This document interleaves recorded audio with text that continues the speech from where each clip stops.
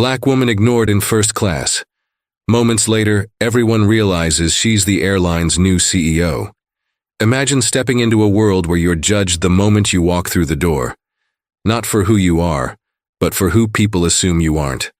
A black woman in first class, overlooked and ignored, yet she holds a secret that will turn this flight, and their judgments, upside down. What happens when the person they dismiss turns out to be the one holding all the power? Stay tuned, because this story is about to take off in ways no one saw coming. Before we dive in, let us know in the comments where you're watching from. We'd love to hear from you. If you enjoy heartwarming stories of courage and justice, don't forget to hit that like button, share this video, and subscribe for more incredible tales. Your support means the world and helps us reach even more people with these powerful stories. Now, let's jump right in. Amara King stepped out of the sleek black car, her heels clicking softly against the curb as the airport valet hurried to assist with her luggage. The terminal buzzed with activity, travelers rushing past her in a chaotic dance of haste and exhaustion. She adjusted her cashmere scarf, shielding herself from the cool morning breeze, and made her way into the grand terminal reserved for first-class passengers. The gleaming floors and ambient lighting were designed to exude luxury, yet Amara could feel the weight of every judgmental glance that lingered on her. Dressed in a tailored navy suit and carrying a leather tote, she looked every bit the part of an accomplished professional, but the silent assumptions in their eyes betrayed their biases. A woman like her, a black woman, wasn't the image most people associated with first-class travel. She approached the priority check-in counter, where a sharply dressed attendant greeted her with a tight smile that barely reached her eyes. "Good morning. Economy check-in is over there," the attendant said, gesturing dismissively without bothering to check her ticket.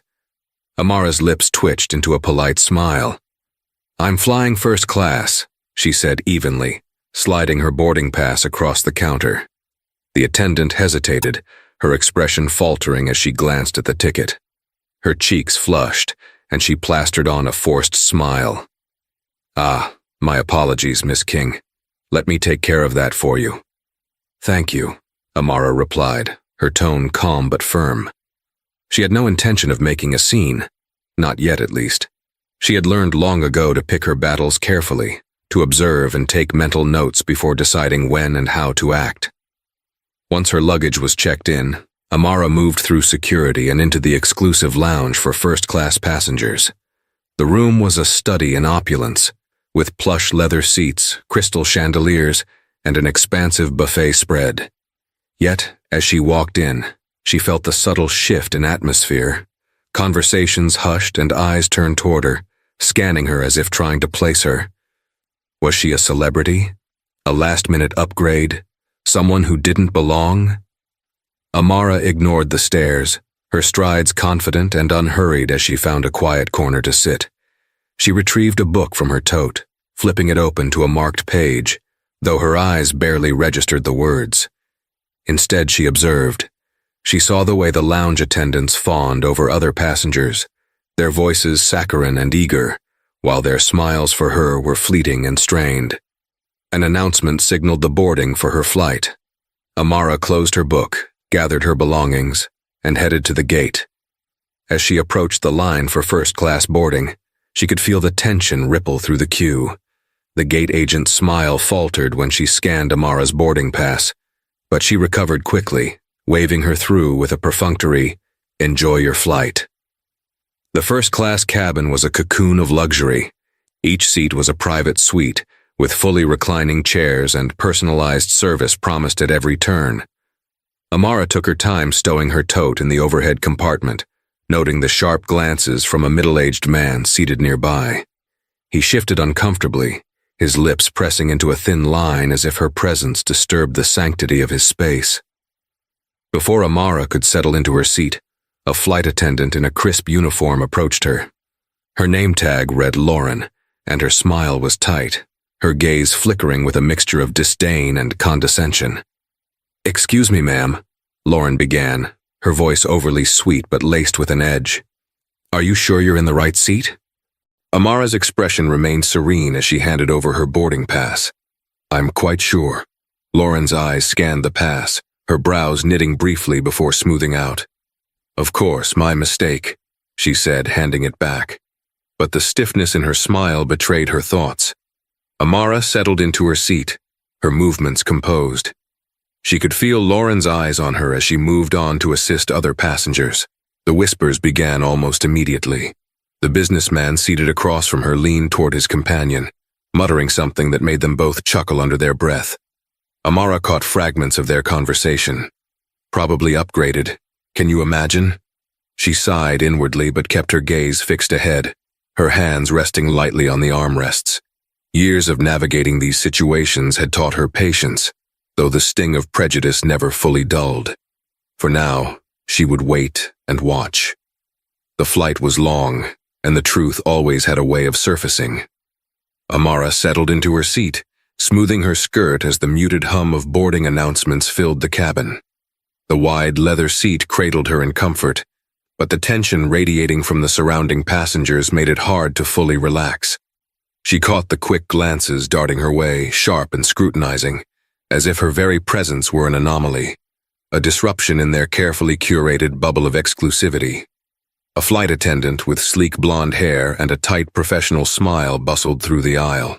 Her name tag read Lauren, and her crisp uniform bore the airline's logo embroidered in gold. Lauren seemed to glide effortlessly, offering warm smiles and attentive service to every passenger she encountered. But when her gaze landed on Amara, the smile wavered, almost imperceptibly before vanishing entirely. Amara leaned back, adjusting her seatbelt. She had noticed this subtle shift before, on countless occasions, in countless spaces. It was the kind of look that suggested she was an outsider, someone who had stumbled into a place where she didn't belong. She inhaled slowly, her polished composure concealing the quiet storm within her. Lauren approached the seat diagonally across from Amara, crouching slightly to engage in conversation with a man in a tailored suit. His laughter rang out, rich and self-assured, as Lauren offered him a drink menu. "Would you care for a glass of champagne before takeoff, Mr. Davenport?" she asked, her voice syrupy with charm. Davenport gave a curt nod. "Only if it's the good stuff, Lauren." "Of course," she replied with a conspiratorial smile. Amara waited patiently. She didn't need champagne, but it was protocol for first-class passengers to be offered a pre-flight beverage. Lauren turned to leave without acknowledging her. "Excuse me," Amara said, her tone polite but firm. "Could I also see a drink menu, please?" Lauren paused mid-step, her body stiffening almost imperceptibly. She turned slowly, her smile now forced and brittle.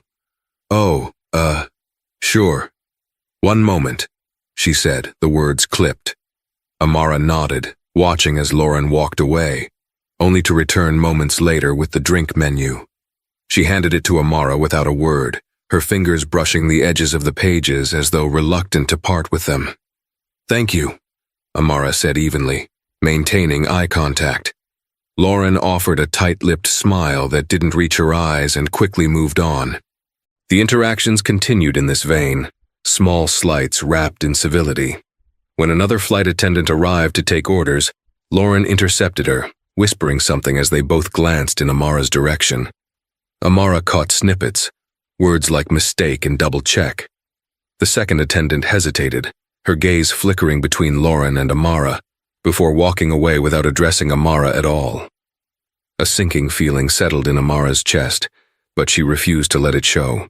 Years of navigating spaces like this had taught her the importance of poise. She straightened her back and fixed her gaze on the view outside the window. The runway stretched into the distance, bathed in the golden light of the setting sun.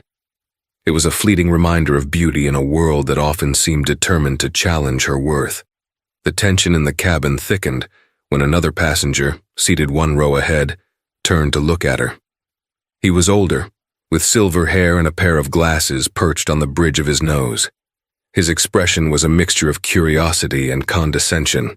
"Excuse me, miss," he said, his tone loud enough to draw attention from nearby passengers. "Are you sure you're in the right seat? First class can be a bit tricky sometimes."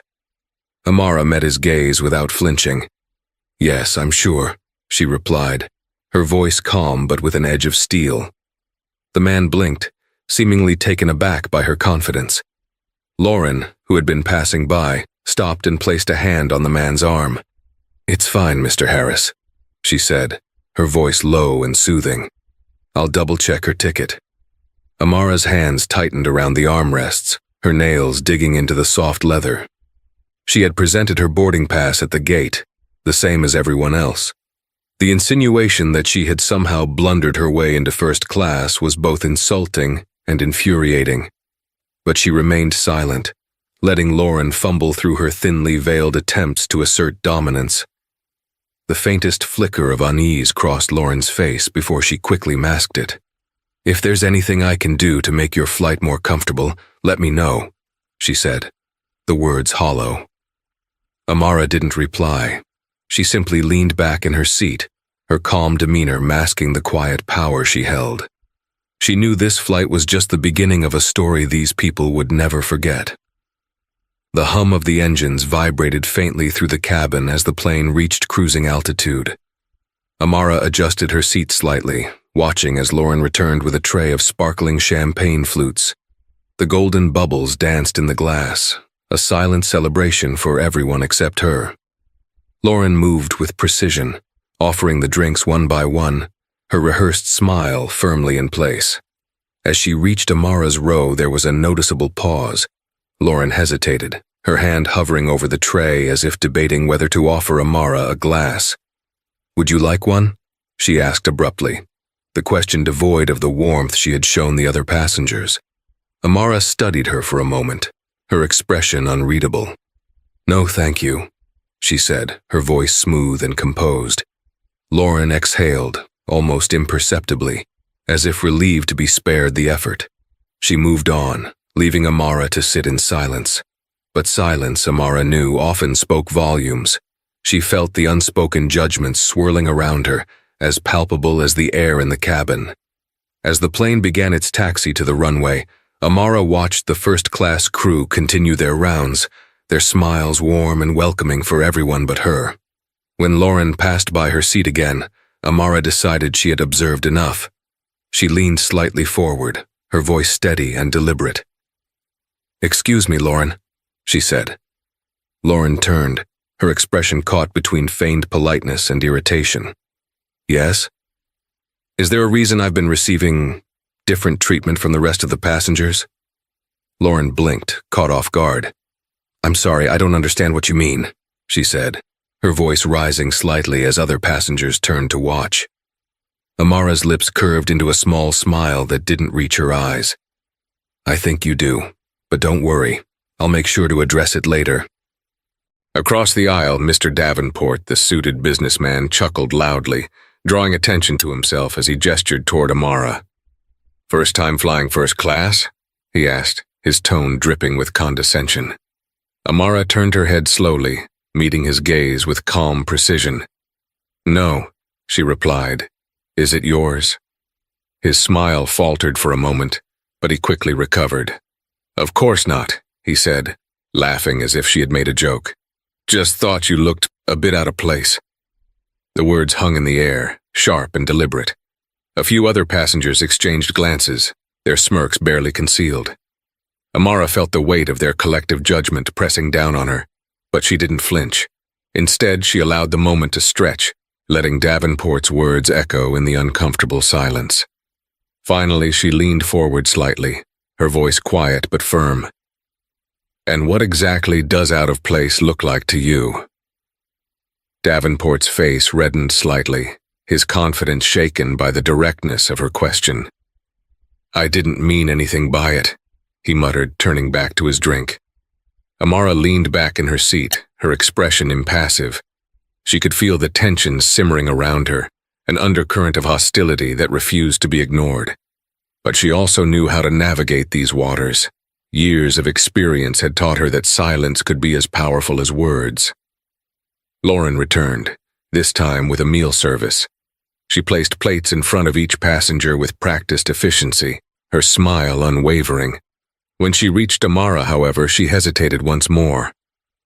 "Unfortunately, we've run out of the filet mignon," Lauren said, her tone almost apologetic but laced with something else, a subtle satisfaction.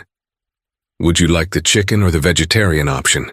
Amara raised an eyebrow, her lips curving into a faint smile. I find it hard to believe you've run out of the filet, she said, her voice soft but piercing. Lauren blinked, caught off guard. Well, sometimes we have limited quantities. That's interesting, Amara said, glancing toward Davenport, who had just been served the filet. It seems you had enough for others. Lauren's cheeks flushed, and she shifted uncomfortably. I'll see if the kitchen has an extra, she said quickly, turning on her heel and retreating toward the galley. As Amara waited, she glanced out the window, her reflection faintly visible in the glass. The sky outside was a deep indigo, the horizon glowing faintly with the remnants of the setting sun. It was a stark contrast to the artificial brightness of the cabin, where microaggressions hid behind polished smiles and polite facades. Her thoughts were interrupted by a soft voice from the row behind her. Excuse me, the woman said hesitantly. Amara turned to see an older lady with kind eyes peering over the seat. I just wanted to say I'm sorry for how they're treating you. It's not right. Amara's expression softened slightly. Thank you, she said, her voice genuine. It's nothing I haven't dealt with before. The woman nodded, her face tinged with sadness. Well, just know that not all of us feel the way they do. Amara gave her a small, appreciative smile before turning back to face the front. The woman's kindness was a brief balm, but it didn't erase the sting of the other passengers' behavior, or Lauren's overt disdain. Lauren returned a few minutes later, this time with a plate of filet mignon. She placed it in front of Amara without a word, her movements brisk and mechanical. Thank you, Amara said, her tone even but with a hint of steel. Lauren didn't respond, quickly moving on to the next passenger.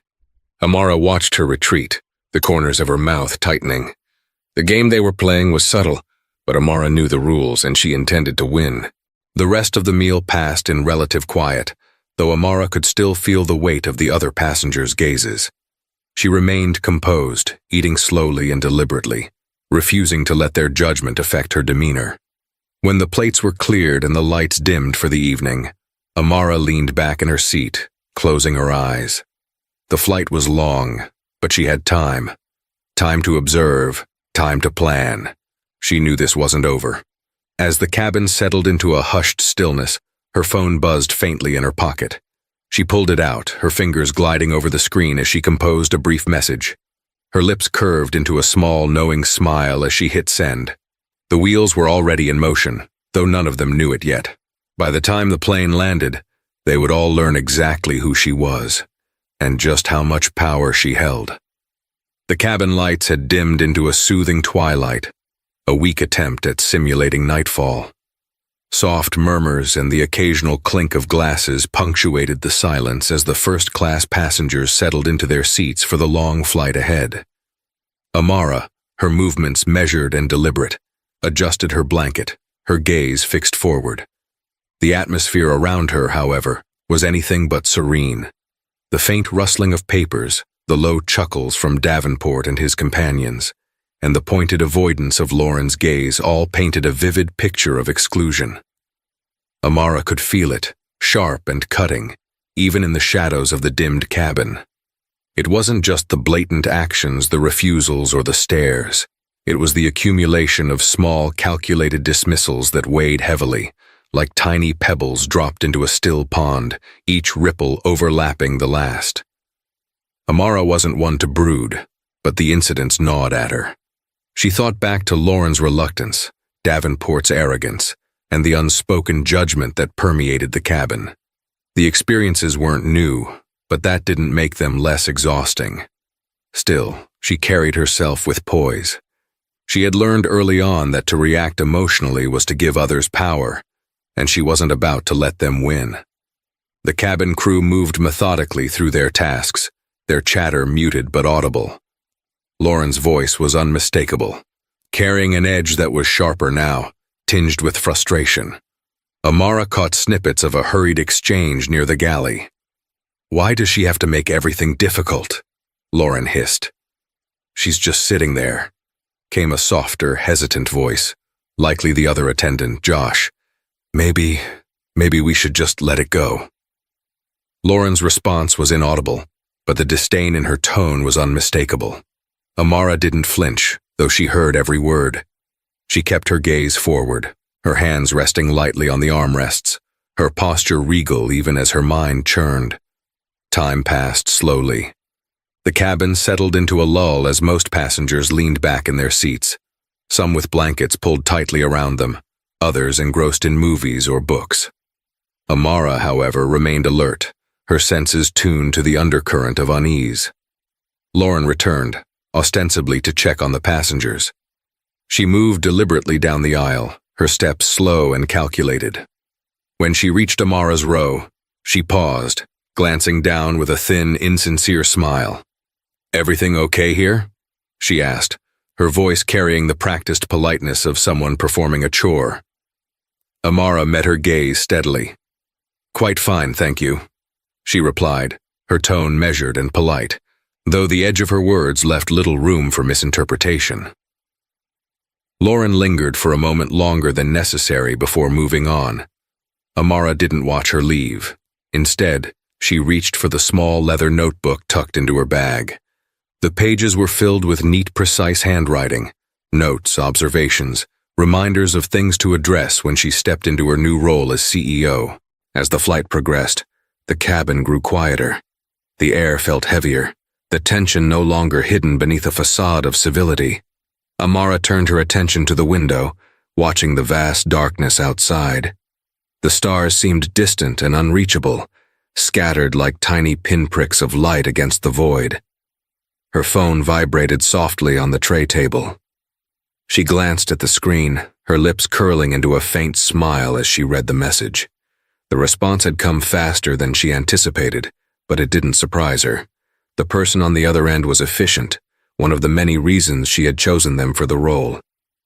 The sound of footsteps interrupted her thoughts. Lauren returned, this time with a tray of water bottles. She moved quickly, almost mechanically, as if eager to finish her task and retreat to the galley. When she reached Amara, she hesitated again, her hand hovering over the tray. "Water?" Lauren asked, her voice clipped. "Yes, please," Amara said calmly. Lauren handed her a bottle, her fingers brushing Amara's lightly as she did. The contact was brief, but it was enough for Amara to notice the tremor in Lauren's hand. It wasn't fear, exactly, but unease, an acknowledgement that the situation was no longer entirely under her control. Amara watched as Lauren hurried away, her steps quick and uneven. The power dynamic was shifting, and Lauren could feel it, even if she didn't yet understand why. The hours dragged on, the flight moving through the night like a shadow slipping across the sky. Amara allowed herself a moment of reflection, her mind sifting through the events of the evening.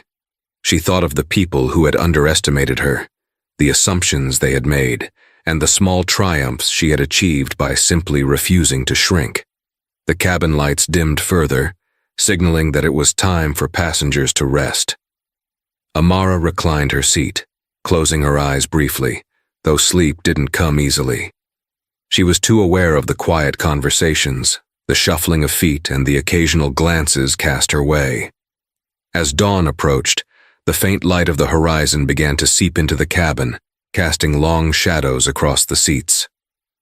The crew prepared for the breakfast service, their movements quiet and efficient. Lauren avoided Amara's gaze entirely, her demeanor more subdued than before. Amara sipped her coffee slowly, savoring the warmth as she prepared herself for what was to come.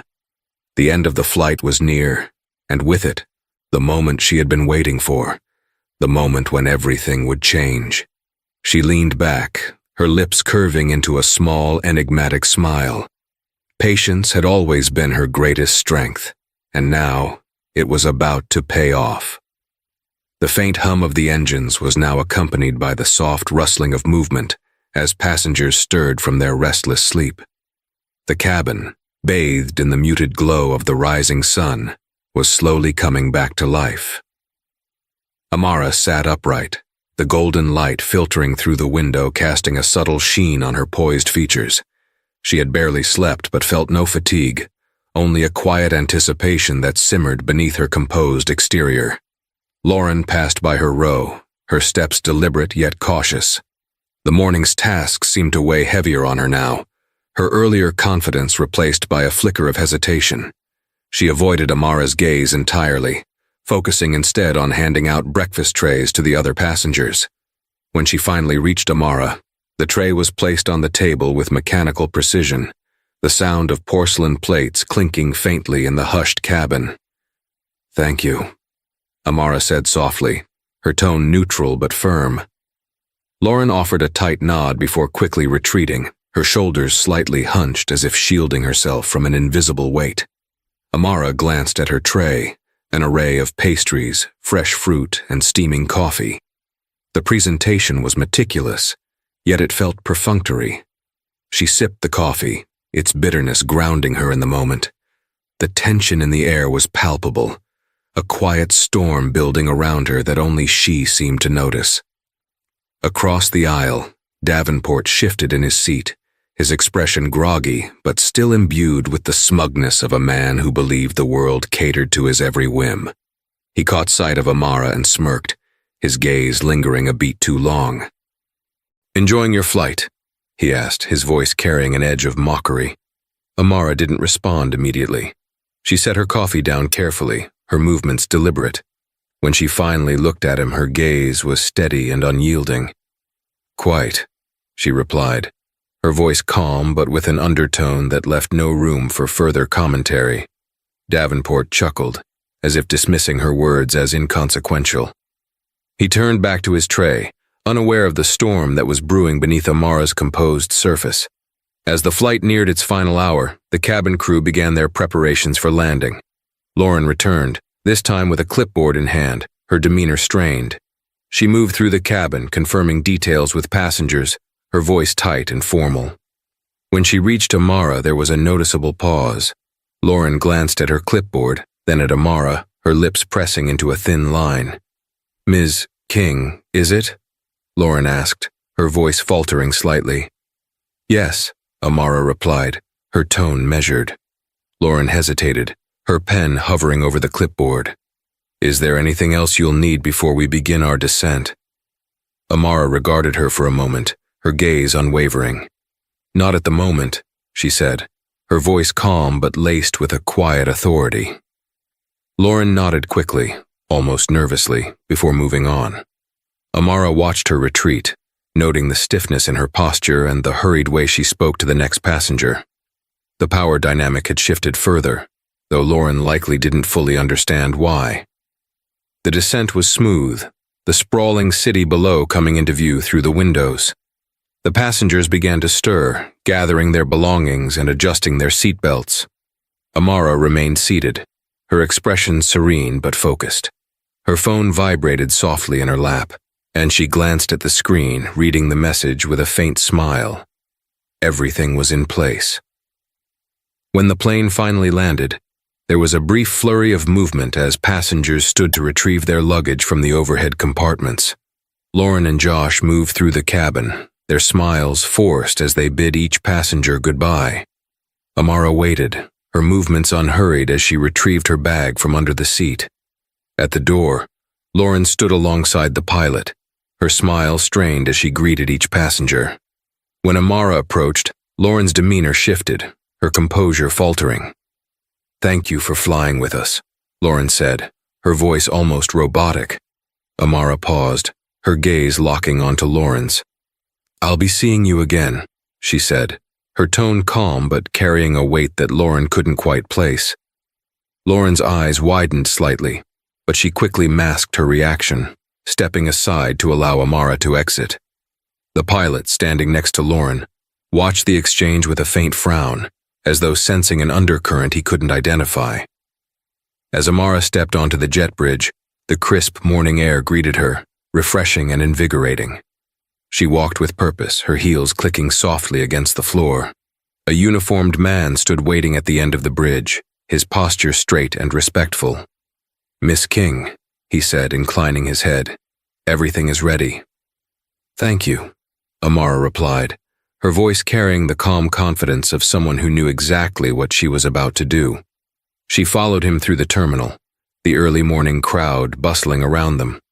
Her stride was steady, her expression serene, but her mind was sharp and focused. The time for patience had passed. Now it was time for action. As they approached the private lounge reserved for executive staff, Amara's steps slowed. She turned to the man beside her, giving him a small nod. "Let's begin," she said, her voice steady but filled with quiet determination. He nodded and opened the door for her, ushering her into the next chapter of the day, one that would shift the narrative entirely. Amara stepped into the private executive lounge, her heels sinking softly into the plush carpet. The room was spacious yet intimate, with floor-to-ceiling windows that framed the city skyline. A warm golden hue bathed the room as the morning sun poured in, casting long, deliberate shadows across the polished oak table at its center. The quiet hum of the airport was muted here, creating a sanctuary of calm, a stark contrast to the tension she had endured on the flight. A man in a dark suit stood near the table, his posture immaculate, his expression neutral yet attentive. He was tall, with an air of professionalism that suggested he had been trained to anticipate the needs of people far above his station. His name tag identified him as Michael, Director of Operations. When he saw Amara, he straightened further, his hands clasped neatly in front of him.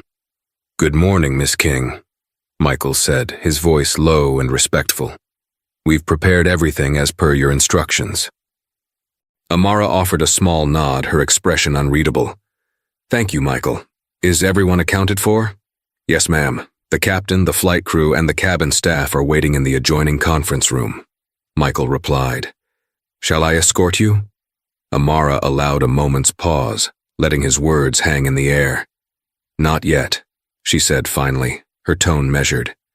"I'd like to review the preliminary reports first." "Of course," Michael said, stepping aside to reveal a sleek leather folder on the table. Amara approached, her movements deliberate, and opened the folder. Inside were detailed accounts of the flight's operations, including timestamps, passenger manifests, and incident logs. But what she was most interested in was the section labeled Crew Notes. Her eyes scanned the pages with precision, absorbing the information without betraying a hint of emotion. The report was thorough, as she had expected. Michael had a reputation for excellence, and he hadn't disappointed. The notes detailed every interaction involving the cabin crew, though they were notably sparse on the subtler tensions. Amara's lips pressed into a thin line as she read Lauren's comments. Passenger in 3. A requested special attention, appeared high maintenance, questioned availability of menu options unnecessarily, demonstrated a confrontational attitude. Amara closed the folder carefully, her expression impassive. She straightened and turned to Michael. "It's clear to me that the training standards we've set are not being met," she said, her voice calm but with a sharp undercurrent. "I'll address this personally." Michael inclined his head. "Understood, ma'am. Shall I bring them in now?" Amara paused again, her gaze drifting toward the windows. The city below seemed alive with motion, its endless rhythm a reminder of the world she was determined to shape. "Yes," she said finally. "Let's begin." Michael moved swiftly to the adjoining room, the sound of the door opening and closing faint in the otherwise silent lounge. Moments later, the cabin crew filed in, their steps hesitant and uneven. Amara remained standing by the table, her posture commanding, her gaze fixed firmly on the group. Lauren was the first to enter, her face carefully neutral but her eyes betraying a flicker of unease. Josh followed, his expression more openly anxious, his hands fidgeting at his sides. Behind them came the captain and 2 additional attendants, their demeanors varying from curious to nervous. "Please have a seat," Amara said, gesturing toward the chairs arranged around the table. Her voice was calm, almost inviting, yet it carried an authority that left no room for hesitation. The crew obeyed, their movements stiff as they settled into their seats. Amara remained standing, her presence towering even without the physical height. She allowed a moment of silence to settle over the room, letting the weight of her gaze fall on each individual. "Before we begin," Amara said finally, her voice smooth and deliberate, "I want to thank you all for your service on this morning's flight. Running an airline is no small task, and I recognize the effort it takes to ensure everything runs smoothly." Her words were measured, but the undertone was unmistakable, a prelude to something far more significant. The crew exchanged glances, their expressions wary. "However," she continued, her tone sharpening ever so slightly, "there are standards of conduct that must be upheld. These standards are not suggestions. They are the foundation of this airline's reputation." Amara turned her gaze to Lauren, who stiffened under the scrutiny.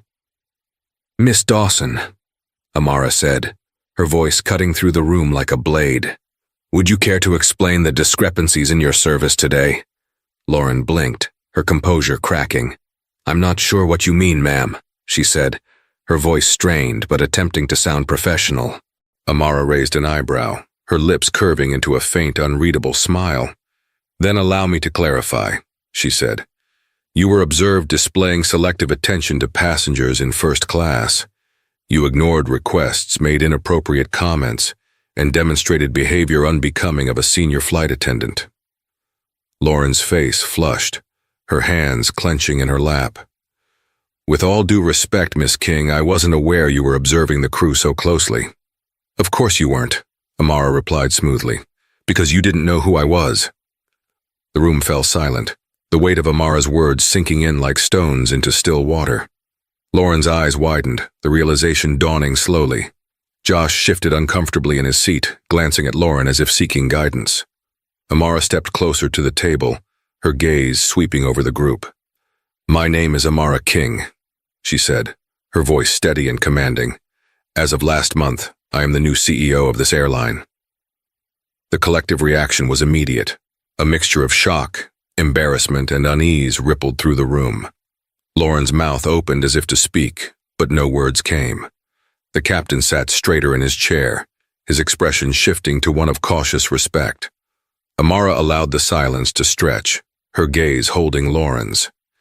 "You didn't just fail to uphold our standards," she continued, her voice unwavering. "You demonstrated a lack of integrity and professionalism that reflects poorly on this airline." Lauren stammered, her confidence shattered.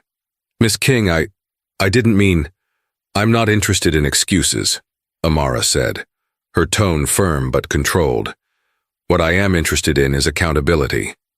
She turned to Michael, who stood quietly by the door.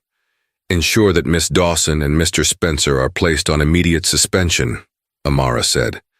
"They will undergo retraining and an internal review before they are allowed to return to service." Michael nodded, his movements brisk as he made a note on his clipboard. Amara returned her gaze to the crew, her expression softening slightly. "This is not just about punishment," she said. "It's about ensuring that every passenger, regardless of their background, feels valued and respected. That is the culture we will build." The room remained silent, the weight of her words hanging heavy in the air. Amara straightened, her posture exuding confidence and authority. She had made her point, and the message was clear. This was no longer the airline they had grown complacent in. Change had arrived, and it wore the face of Amara King. The meeting had ended, the room slowly emptying as the cabin crew filed out with a mixture of embarrassment and quiet resolve. Lauren lingered near the doorway, her movements hesitant, as though waiting for an opportunity to speak. Amara, still standing near the table, exuded a calm authority that seemed to fill the room. She didn't look at Lauren immediately, instead tidying the papers in front of her with deliberate precision. Finally, Amara raised her head, her gaze locking onto Lauren's. "Was there something else you needed, Miss Dawson?" she asked, her voice steady but edged with finality. Lauren swallowed hard, her hands wringing in front of her. "Miss King, I wanted to apologize," she began, her voice faltering. I didn't realize who you were, and if I'd known—" Amara held up a hand, cutting her off mid-sentence. "Stop," she said, her tone soft but firm. "This isn't about who I am, Miss Dawson. It's about what you assumed based on who you thought I wasn't." The words hung in the air like a sharp rebuke, their weight unmistakable. Lauren's face flushed deeply, and she dropped her gaze to the floor. Amara watched her for a moment longer, then sighed, a hint of weariness creeping into her voice. "Apologies are only meaningful when accompanied by change," Amara continued. "I'm giving you the opportunity to reflect on your actions and decide what kind of person you want to be moving forward. Don't waste it." Lauren nodded stiffly, her lips pressing into a thin line. Without another word, she turned and exited the room, her steps quick and uneven. The sound of the door closing behind her echoed softly in the now empty space. Amara exhaled slowly, the quiet of the room settling over her like a heavy blanket. For the first time since the flight began, she allowed herself to feel the full weight of the day's events. She had expected resistance, anticipated the subtle pushback that often accompanied her presence in spaces where people underestimated her. But the directness of the discrimination had still left its mark, a small but persistent ache that she carried quietly. Michael returned, his clipboard tucked under one arm. He approached Amara with a professionalism that was both efficient and unobtrusive, his presence a grounding force in the aftermath of the confrontation. "Miss King," he said, his tone even. "The board meeting is scheduled for this afternoon. I've also arranged for a press briefing tomorrow morning to address the updates to our customer service policies." "Good," Amara replied, her voice firm. She appreciated Michael's ability to stay focused, to keep the larger picture in mind even as smaller fires demanded attention. "And the incident report from the flight? I've finalized the draft," Michael said, handing her a slim folder. "It includes a summary of passenger feedback, as well as recommendations for addressing gaps in training." Amara accepted the folder, her fingers brushing against the smooth leather cover. She opened it and scanned the contents briefly, her eyes narrowing as she absorbed the details. Michael had been thorough as always, but the report confirmed what she already knew. Systemic change was necessary. The room's quiet began to feel stifling, the weight of decisions and responsibilities pressing heavily on Amara's shoulders. She closed the folder and placed it on the table, turning to face the window. The city below stretched endlessly, a sea of movement and possibility. "It's exhausting sometimes," Amara said quietly, her voice softer now. "Being the one who has to prove over and over again that we belong, that we're more than what they assume." Michael hesitated, his professional mask slipping just slightly as he considered her words. "You shouldn't have to," he said finally, his voice low. "But the fact that you do, it changes things, for the better." Amara nodded, though her gaze remained fixed on the skyline. "I know," she said. "That's why I do it. Not just for me, but for everyone who comes after me." The sunlight shifted, casting long shadows across the room as the day progressed. Amara turned back to Michael, her expression resolute once more. "Make sure the retraining program emphasizes empathy and cultural awareness," she said. "This can't just be about ticking boxes. It has to make a real impact." "Understood," Michael replied. "I'll coordinate with HR to implement the changes immediately." Amara offered a small nod, her lips curving into a faint smile. "Thank you, Michael. I know I can count on you." As the hours wore on, Amara found herself drawn into a series of meetings and calls, each one a step toward reshaping the culture of the airline. The work was tedious but necessary, each detail demanding her attention as she navigated the complex web of policies and practices that defined the company's operations. By the time evening fell, she was finally alone in her office, a sleek modern space that overlooked the city. The view was breathtaking, the lights of the skyscrapers twinkling like stars against the dark canvas of the night. Amara sat at her desk, a cup of tea cooling beside her as she reviewed the final drafts of the day's reports. The quiet was soothing, a moment of reprieve after the intensity of the day. Yet even in the stillness, her mind buzzed with plans and possibilities. As she leaned back in her chair, her phone buzzed softly on the desk. She picked it up, her brows furrowing slightly as she read the message. It was a note from a colleague, a quiet acknowledgement of the challenges she had faced today, and a reminder of the progress she was making. Amara smiled faintly, her grip on the phone tightening for a moment before she set it back down. The journey was far from over, but for the first time in hours, she felt the weight on her shoulders lighten just slightly. She wasn't alone in this fight, and that made all the difference. The night stretched on, and Amara continued her work, each decision a step closer to the vision she had for the airline, and for herself. The path wasn't easy, but it was hers to walk, and she intended to leave a trail that others could follow. The following morning, Amara arrived at the airline's headquarters, a modern skyscraper that stood as a symbol of prestige and efficiency. The day's agenda was packed, but one event held particular weight: the all-staff briefing. It was more than a meeting. It was the moment she had been preparing for, the opportunity to set the tone for the company's future. As she stepped into the executive conference room, the space was abuzz with quiet conversation.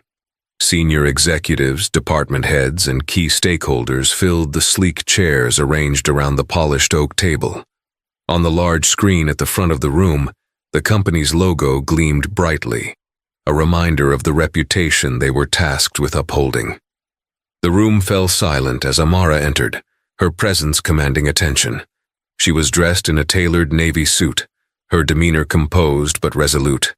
She moved to the head of the table, placing her notes down with deliberate precision before addressing the room. "Good morning," she began, her voice calm yet firm. "As many of you know, yesterday's events brought to light some troubling realities about the culture within our airline. Realities that cannot and will not be ignored." She paused, letting the weight of her words settle over the room. The executives exchanged uneasy glances, the tension palpable. Amara's gaze swept over the room, her tone sharpening. "What I experienced on that flight was not an isolated incident. It was a symptom of a deeper issue, one that undermines the values we claim to stand for. If we are to maintain the trust of our passengers and the integrity of our brand, we must do better." She clicked a small remote, and the screen behind her shifted to display the phrase, "Empathy, excellence, equity." "These three principles will guide every decision we make moving forward," Amara continued. "Empathy, understanding the diverse experiences of our passengers and staff. Excellence, delivering service that reflects the highest standards of professionalism. And equity, ensuring that every individual is treated with dignity and respect." She outlined her plans with precision, detailing the comprehensive retraining program for all employees, new accountability measures for misconduct, and an overhaul of the company's diversity and inclusion policies. The presentation was met with a mixture of quiet agreement and palpable unease, but Amara's confidence left no room for doubt. After the meeting concluded, Amara retreated to her office. The afternoon sun streamed through the floor-to-ceiling windows, casting long shadows across her desk. She allowed herself a moment to breathe, reflecting on the journey that had brought her here. Her thoughts were interrupted by a knock at the door. It was Michael, his expression unreadable as he stepped inside. "Miss King," he began, "Lauren Dawson is here to see you. She's requested a private meeting." Amara's brow lifted slightly in surprise. She hadn't expected Lauren to reach out so soon, if at all. After a brief pause, she nodded. "Send her in." Lauren entered the office hesitantly, her posture rigid and her eyes wary. She was dressed in her uniform, though it looked less pristine than before, as if the confidence she once wore had frayed along with its edges. Amara gestured for her to sit, and Lauren obeyed, perching on the edge of the chair like a student called to the principal's office. "Miss Dawson," Amara began, her tone neutral, "what can I do for you?" Lauren hesitated, her hands twisting nervously in her lap. "I wanted to apologize," she said finally, her voice soft, "for how I treated you on the flight, for how I've treated others. Amara leaned back slightly, her gaze steady. "Why now?" she asked, her tone probing but not unkind. Lauren swallowed hard. "Because I see now how wrong I was. Not just about you, but about what it means to do this job. It's not just about following procedures, it's about treating people with respect, no matter who they are." Amara studied her for a long moment, her expression inscrutable. She could see the genuine remorse in Lauren's eyes, but remorse alone wasn't enough. "Words are a start," Amara said finally, "but they're meaningless without action. If you truly want to change, you'll need to show it. Not just to me, but to everyone you encounter in this role." Lauren nodded quickly, her posture straightening. "I will," she said, her voice trembling with conviction. "I'll do whatever it takes." Amara inclined her head slightly, signaling the end of the conversation. "You'll have an opportunity to prove that," she said. "Your suspension stands, but if you complete the retraining program and demonstrate a genuine commitment to our values, you may earn your place here again." Lauren stood, her eyes glistening with unshed tears. "Thank you," she said softly. "I won't let you down." As Lauren exited the office, Amara turned her gaze back to the window, her reflection superimposed over the cityscape. The road ahead was long, but moments like this reminded her why she fought so hard. For progress, for justice, for change. Weeks turned into months, and the airline began to transform. Amara's reforms sparked a cultural shift, from the boardroom to the cabin crew. Employees underwent rigorous training that emphasized empathy and equity, and new accountability systems ensured that misconduct was swiftly addressed. Lauren completed the retraining program, emerging with a renewed sense of purpose. She became an advocate for inclusivity, her once frayed confidence rebuilt through actions that aligned with the airline's new values. As for Amara, her leadership continued to inspire those around her. She became a symbol of resilience and progress, her story resonating far beyond the walls of the airline. Each challenge she faced only strengthened her resolve, proving that justice wasn't just a goal, it was a journey. And so the airline soared higher than ever, not just in the skies but in the hearts of the people it served. Amara's vision had taken flight, leaving a legacy that would guide the company for generations to come. And just like that, the tables were turned. What started as an ordinary flight became a powerful lesson in respect and equality. This story isn't just about one woman. It's a reminder that everyone deserves dignity, no matter how they're perceived. If this story inspired you, make sure to like, comment, and subscribe to the channel. Don't forget to turn on notifications so you'll never miss stories like this, ones that challenge assumptions and celebrate justice. See you in the next one.